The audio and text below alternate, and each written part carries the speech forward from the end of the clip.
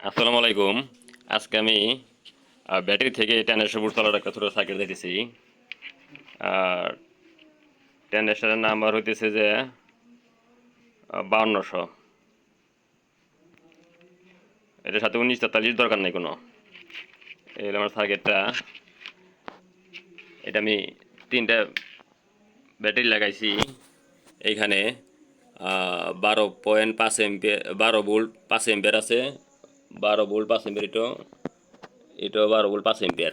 তিনোটাই আমি সিরিজ করছি। এখানে 12 ভোল্ট আর 24 ভোল্ট 36 ভোল্ট। তাহলে প্রথম 12 ভোল্টের টেস্ট করে দেখি।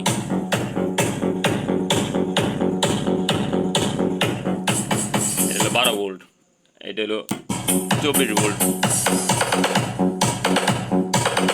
এটা হলো 36 ভোল্ট।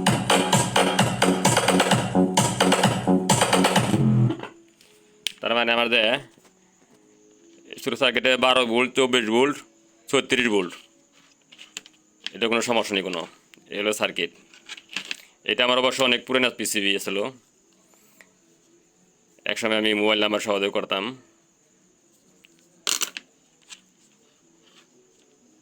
কোনো একসময় বলছিলাম যে আপনারা এই ধরনের ইনভার্টার ব্যবহার করতে পারেন ডুয়েল পাওয়ার জন্য, এটাও করতে পারেন, কিন্তু এটার মধ্যে আমার ডুয়েল পাওয়ার দরকার নেই গিয়ে। এটা শুধু 2 তার, এই যে লাল তার আর হলুদ তারটা।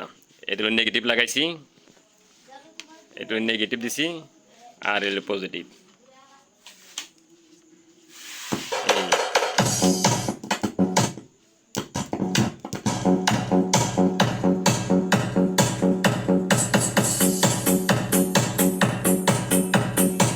এই হলো 36 ভোল্ট।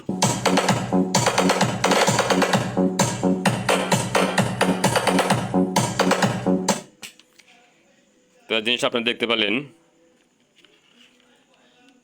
এই পিসিবির মধ্যে নাম্বার দিয়ে নিতাম। আসসালামু আলাইকুম, সবাই ভালো থাকবেন।